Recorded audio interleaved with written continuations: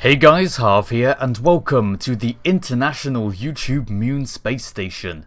Yes, that's Moon, not Moon, it's pronounced with an umlaut. This is a collaborative project, the second collaborative project between myself and a load of other YouTubers.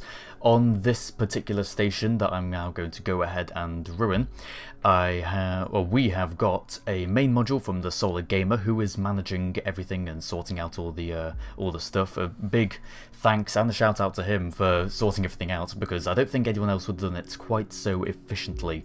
Pleborian's got a module on here, Scott Manley of course has got a module, Street Lamp Pro has got a module, Chicken Keeper, XPDX TV, Danny2462, the Winter Owl, and now myself. The Winter Owl was is actually the owner of the module I'm docking to right now, because I've got an idea for what I want to make, but first of all I'm going to have to kind of rip the station apart and rearrange it in my own image, which is I'm sure it's allowed, right? So the first thing I did, and this has all been, oh, goodbye Danny. Okay, right, hang on, pause. I docked and Danny got ejected and deorbited. Okay. Alright, we'll try and save him whilst I carry on talking. So, what was I talking about? That really threw me. Of course I already knew it was happening and everything, but you know, I had to do the acting, which kind of destroyed me. So, yes, the station's made up of, if you don't really understand it, what's basically happened is that we pass on, someone starts a save file and they put something into orbit, this time around the moon, last time it was around Kerbal, and they have their core module. The Solar Gamer made the core one, then it got passed to Pleborian, who went on and docked a module to it, and then the save got passed on to Scott Manley, who put a big black box on it, and Chicken Keeper and XPDX TV, and so on and so forth, until it finally ended up to me. So what I'm doing now is I'm using their utilities, or actually, well, right now I'm desperately trying to save Danny from crashing into the moon. It's not going to happen, so we might as well just, you know, leave him to his fate. So, yeah, the station's made of loads of different modules, and what I've done now already is I've undocked PD's stack of command modules that we have there, and I have used a space tug that, I can't remember who made that one, but it was just lying around on the station for this exact kind of use. So I used the space tug to maneuver over here, dock onto this observatory module from the Winter Owl, and undock it now. And now I'm going to attempt to use the tug to try and dock it down onto the stack. The reason being that in doing that, it opens up a whole load of docking ports, which provide us with some very much needed space. Very much needed? That doesn't make sense, does it? With some much needed space. So, doing this is difficult, but I managed to get it done surprisingly quickly. The fact is that you're using a tug on the end of a large payload, and there's no RCS thrusters on the payload, I don't think. If there was, then goddamn, that would have been a lot easier. But using RCS on the very end creates torque, which when you're trying to translate left and right ends up spinning instead, which is quite, well, it's not impossible, because you can kind of do big bursts and then correct using gyroscope, and then the big burst correct using gyroscope, and so you do manage to get it round, and I managed to get this thing docked just onto the end part of PD's command modules. There we go. So now that is docked, what I want to do is detach the tug and bring it round underneath. And the idea is this entire assembly is going to be docked back onto the end. So I've basically made the space station really long and kind of narrow, which is, you know, which is how a space station should be, not? But there we go, we're detaching the tug now. I'll talk later when I actually get to making it. I'll talk later about what my my intended module is. So I'm going to undock the space tug, there we go. I'm going to assume control of it, turn off some RCS ports so that use a bit less fuel, because fuel is kind of the essence. I'm trying to maneuver this entire assembly around using only the 3 tanks on here, the 1 tank on PD's stack, and they've all been used like half of already. So it's not an awful lot of fuel we have to work with, but it is enough. So now I'm moving the space tug over to the space station.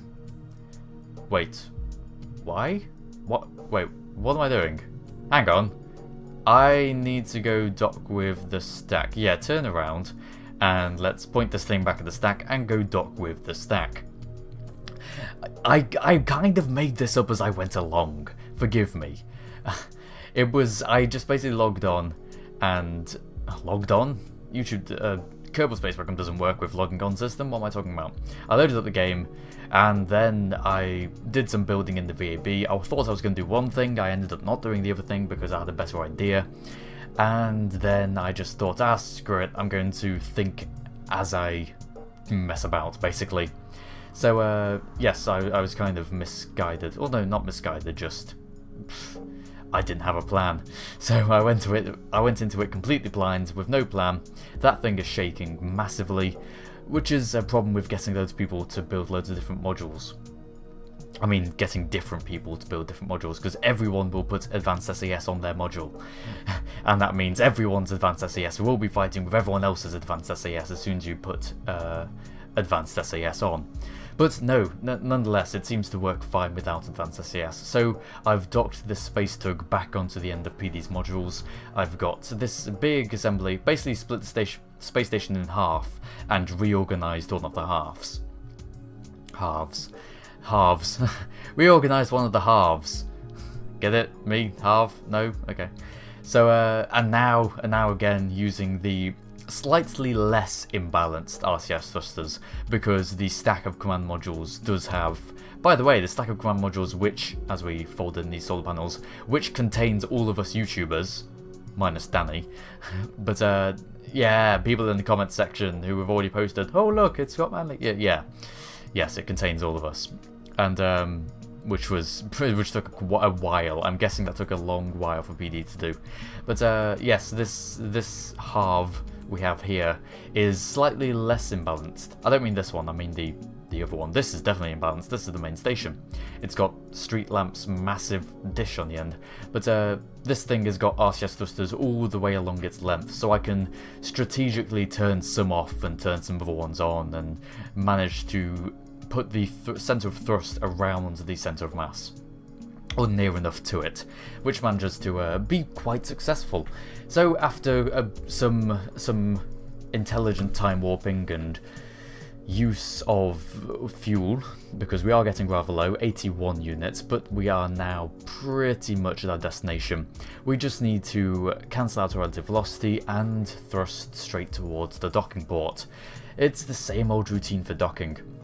Unfortunately, this space tug and the solar array are using junior docking ports, and we're trying to dock two incredibly I wouldn't say heavy. Is heavy the right word? They mass a lot. Two big modules together using one junior docking port rarely works first time, so we get quite a lot of wobbling around and me trying to use RCS to compensate, and it doesn't really work. So yeah, there's quite a bit of that, and this entire video is sped up 2 times speed, with lots of edits, lots of cutting here and there. I don't think I ever break chronological order, but there is a lot cut out. My entire time in the game was something like 3 hours. I sat down in, it was either 1 or 2 sittings, probably with a break in between to get a drink or something, and there we go, there's the module docked. But yeah, I sat down for about 3 hours straight and just, I'm going to do this now. Because we've got given a deadline. Like, the first person to record, the Solar Gamer, who's managing it all, he recorded his episode ages ago. And I think it might have been, I'm not entirely sure, it was either Pleborian or Chicken Keeper. They were basically in point 19 when they recorded their footage, which, you know, was quite a while ago now. So, what am I going to build on the space station? What else could I possibly want to build on the space station than an artificial gravity ring? Or not necessarily a ring, because there's actually a part limit for this this project. A artificial gravity arc, I suppose.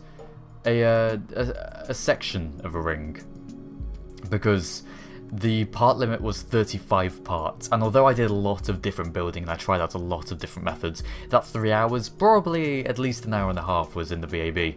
But I tried a lot of different things, and nothing could really work. No entire ring could really work for under 35 parts. So I instead decided to make half a ring, because the physics behind it works exactly the same. Except if we were to have a perfectly cylindrical space station with the center of mass directly in the center, and then we put half a ring onto the outside, it would work for artificial gravity, but not perfectly, because doing that would shift the center of mass away from the center. So the center of rotation, which, unless you had some compensation for that, it would actually end up being not around the center of the space station, and as such you wouldn't get an even distribution of gravity as you walk around the ring. But that's not my problem, because guess what? The space station is nowhere near a perfect cylinder. Have you seen the radio telescope on the end? Which, by the way, street lamp, is awesome. I would have done that. That was actually one of my first thoughts. I would have done that if you hadn't already. But I should probably thank you, because what is more iconic to HOCgaming than putting what is more iconic than putting an artificial gravity arc onto the space station? Nothing. That's nothing, because it's now my most viewed video, which is something I'm really proud of. My most viewed video for the longest time was Minecraft. That was not optimal. I'm glad that as soon as I uploaded the prototype video, it took a little while to get started, but it just, loads of people like to see that video. It's on something like 100,040 views or something. No, 140,000 views. It's a lot at any rate. But yes. So that was a ramble, because this wouldn't be a HOCgaming video if I didn't ramble every minute and every second. And in the meantime, past me built this launch stage, which I'm thinking now is probably going to be one of the last times I use this style. If I get chance in an upcoming video, I want to design a new one. Do some live commentary, you know. Make an entirely new launch stage that doesn't use asparagus staging. Or maybe uses a limited asparagus staging. Some sort of compromise between looking better and, I don't know. I mean, asparagus staging is efficient, but it can be a bit overcomplicated to build, and I think the intention when I make this new launch stage should be focused on looking good primarily, because I can play the game at a sufficiently high level in order for that to be a realistic target to achieve, whilst also, you know, doing missions properly. So looking good is probably going to be up there in the priorities, and requiring minimal input. Because with this launch stage, I mean, even in the actual building of it takes a long time, but piloting it, you've got to drop the tanks when they're empty, and particularly this one that we're using right now, the first stage that you drop is literally just drop tanks. There's no engine on there, because it's actually more efficient to use less engines. So you have to click and you have to watch the fuel go down, and when it's empty you have to detach the stage, and it's making a launch stage that requires the least human input as possible is quite a worthy goal. So I probably will be doing that at some point. There's the last pair dropped, and we're getting just past 37 kilometers up now, increasing in speed. If I have to say anything good about this launch stage, it works. It's really, really, really reliable. But that's not the focus of this video.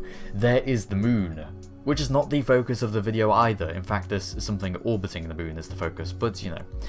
I wonder if it's possible to make a sufficiently large object orbiting the moon that it can actually be seen from the orbit of Kerbal. Because I saw an image just before recording this of someone down on the ground on Earth using a telescope, and he took a picture of the ISS orbiting around Earth, but just in front of the moon. and it looked so cool. It was just like you could see the entire, you know, a large proportion of the moon as we detach that stage, just carry on with our skipper engine, which I love. You could see, you know, a really large portion of the moon. You could see enough to see the curvature of the moon, and you could see the ISS, a pretty distinctive blot on the face of that. So it would be nice to be able to see objects physically, because I know you can see the planets. You can see the physical planets when you're in orbit. You don't have to get to a certain distance in order to be able to see them. Well, you do, in order for them to become more than 1 pixel large, but they do exist there. If you're looking in the right place, you will be able to see them. So I'd imagine it's the same with objects, maybe? I mean, well, physics only starts calculating once you're within, is it 2.4 kilometers of the target object as we orbit around the moon. Fairly basic stuff, going to the moon, you know, there's nothing I have to really commentate too much over. This isn't exactly a tutorial, it's just, hey guys, I did this. And yeah, so it'll be nice to, it'll be nice to know if you could see objects on the moon. I do like this IVA view, by the way. This is becoming one of my favourite command modules, and it's actually probably one of the best to use. It is the lightest, I think. Is it? Yes. I think this weighs something along the lines of 0.5 kilograms or tons or whatever. Yeah, don't laugh at me for saying kilograms. I use kilograms, it's the standard unit of weight, damn it. Or is it? Or is kilograms mass? Newtons is weight, so kilograms are mass, that's it. Had a physics lesson today, gotta get them right. Probably haven't, probably got them wrong. But anyway, that should be my slogan, shouldn't it? In the previous video, not the most previous video, but one of the previous videos, as we set up our maneuver node in order to get a close intercept, I was saying, oh, I should think of a slogan. It's like, yeah, but anyway, the most common thing I say. But anyway, we are now in orbit around the moon. And we are burning at our node in order to try and put us onto a course. For some reason, no matter how close, I'd say for some reason, I know the reason, but no matter how close you complete your burn, you never quite get on the trajectory. And because I have time, I might as well say the reason why. It's because of something that a few people don't seem to grasp, which is that the best time to burn is to split your burn. Don't be offended if you understand, because, oh, I understand, how dare he say that people don't understand. You understand, you're one of the elite few. Probably. Oh god, I probably sound so condescending loads of these videos, oh well. There's the space station, we're coming in, 400 meters away. But you should, when you're burning, if you set up a maneuver node, the maneuver node, I've said this loads of times, the maneuver node calculates for a change in velocity occurring instantaneously at a certain point in space-time. And in order to try and get that as accurately as possible, you want to, because your burn isn't going to be instantaneous, it's going to take, say, 30 seconds, you want to burn 15 seconds before so that you finish burning 15 seconds after. And the average condenses it down so that you end up with that pseudo-instantaneous burn along the position in space-time. But you're never going to quite get it exactly halfway on each time, so you can end up with differences, no matter how much you correct for by pointing at the blue node and burning. So anyway, back to the actual video. We have got this. So I didn't really talk about much about this, because I have 35 parts, which isn't enough to build an entire ring, but it's enough to build half a ring and something else. So in order to make it more useful for the station, and also make it available, you know, make a system for the ring halves to get docked on. Ring quarters, I should say, these are ring quarters. In order to do that, I made a space tug, and placed that in the middle. Now, because of the way I constructed the rings by putting them on a simulated mock-up of the diameter of the space station and then building them from there, I had to place them on in this way. So it made a kind of a squashed circle. What's the word for that? oval. It made an oval shape if you look at it side on. So, but I can't dock like that because the docking port I need to dock with needs to be the one on the end of the strut, which was until we undocked just now, which was pointing in towards the tug. So I have this, and I need to do this fairly simple maneuver, just undock and come around the back and dock again. So now, as I swap our Kerman, what's his name? Berger. I'm going to call him Berger. As I swap Berger Kerman over to the other command module, because this thing has 2 command modules, so you can control it in either direction. Very useful for docking, that is. That is really useful for docking. Having multiple directions you can control and have your nav ball point in is, yeah, it is a useful thing. That's Harvey's tip of the day, lol. Oh god, I despise myself sometimes. So, right. So I'm bringing it in, what I described earlier, and we are just backing away, docking into it, hitting into it with the hopes of docking. It doesn't seem to be going quite well. There we go. And it is docked. Wonderful. Quite by chance, actually no, there is some twist, isn't there? Quite by chance, I was going to say, it seems that we've got these 2 panels level. Because of course they could have ended up being at any angle whatsoever. I tried to stick to a horizontal plane, but things never quite go right. But it doesn't really matter, because hopefully we'll be able to adjust by rotating in order to get these rings on properly. That's the worry. When you're docking with... when you're doing sections like this to make up a ring, if you dock your first quarter that we have here tilted with respect to the central axis of the station, then the next one isn't going to be able to dock to it because the docking ports will be kind of lower. It's really hard to describe 3D space via nothing but audio. People don't understand how hard it is for YouTubers. Gah, first world problems. But yeah, you'll end up with it all twisted, and it won't work particularly well.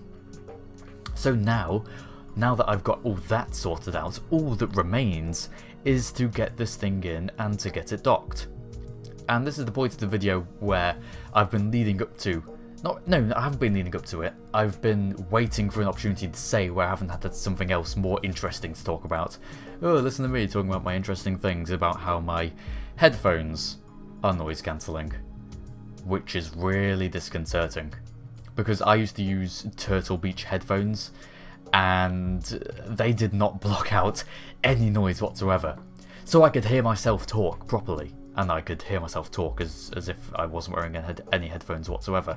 Now that I'm wearing these wireless Bluetooth noise cancelling headphones, I can barely hear I can hear myself talk, but it sounds so different, and it makes me really nervous about how my commentary is sounding. To be honest, it probably sounds exactly the same as normal. I'll find out once I listen to this back, but this is my first recording using these new headphones, and it's really disconcerting. Like, when I say words like nervous and disconcerting, I feel like I'm not pronouncing the syllables enough. I don't know, it's really... Hey, it's disconcerting. That's probably the 4th time I said that word. I should just have a book here on my desk in front of me with a thesaurus. And I should look up, but anyway, disconcerting. And what else do I say? I could look up another word for I suppose. Seeing as that's probably said quite often. But yeah, I should have a thesaurus. I should do that at some point. Someone tell me to do that in the comments. Right, coming in. So, trying to not get everything twisted, we bring our ring in, we try and point it as horizontal as possible, and we dock. And that looks pretty horizontal to me. Of course, this ring is actually never going to be used, unless someone is crazy enough to in a video, but I certainly didn't do it in this video. Remember, this doesn't end with me or anything. This will get passed on to more YouTubers, and that'll be fun. It'll be fun to see people try and mess about with my ring. I was going to say, after I recorded this and I showed the image to everyone involved in the project and everyone else who is part of the media group but isn't involved in the project, but might be at a future date, hopefully. I'd like to get them in. But I showed them an image of my completed build, and they were like, "Oh, cool." And I was like, "Yeah, shame I couldn't do the entire thing." And they thought, "Oh, I thought you'd had you know, taking this image during construction. And I was going to say, well, maybe someone will be able to finish it off for me. But they won't, because you'll notice these ring sections have only got one docking port on the side. So, unless it's just not going to be attached, the docking port, any other sections docked to it, actually won't be able to be docked onto the other side of this half. Which is a shame, but to be honest, I don't think that was really going to happen anyway. It's like whoever else is going to follow on and carry on building the station after I've done my bit, which is very nearly over, after I've docked this section, which we're coming in for now. I don't think they'd want to spend their precious parts completing my work. It's like do their own thing, maybe. Have their own say and leave their own mark on the space station. But here we go. Here we go. That's probably another one, isn't it? That's probably another thing that I say way too often. I don't know whether that's fun to listen to when, you know, he says that thing again, or whether it's, oh god, stop saying that thing. But at any rate, that's another one. God, I'm just full of originality, aren't I? I don't know if that's the right word for it. I seem to be lacking in words right now, so you can't expect me to describe things exactly. So that's another one. So I'm going to stop talking about that. It's a really boring conversation topic. It's just a desperate attempt for me to fill the time. So we have docked the ring, docked the half of the ring on the Ark. The Ark. It's a really cool name for a boat. And now this space tug is left over, and it can be used by anyone in the future who wants to use it. Thank you very much, Ryan, the Solar Gamer, for giving me this opportunity to be a part of this wonderful project. I love doing things like this. Hopefully we'll be able to, I don't know, make a moon base. That'd be quite nice. Or maybe we'll skip that and go straight out to another planet. Because we've done 2 space stations now. Or, I say we've done. It's still in progress, probably. But we've done orbiting. It'll be nice to do some land-based operations. But there we go, the entire space station in its semi-completed state. Thank you very much for watching this video. I would like to commemorate this video, or I'd like to dedicate this to everyone who took part and to all you guys. I'd like to commemorate it to Danny, who died in the construction of my selfish ark. Thanks for watching, and I'll leave you with this.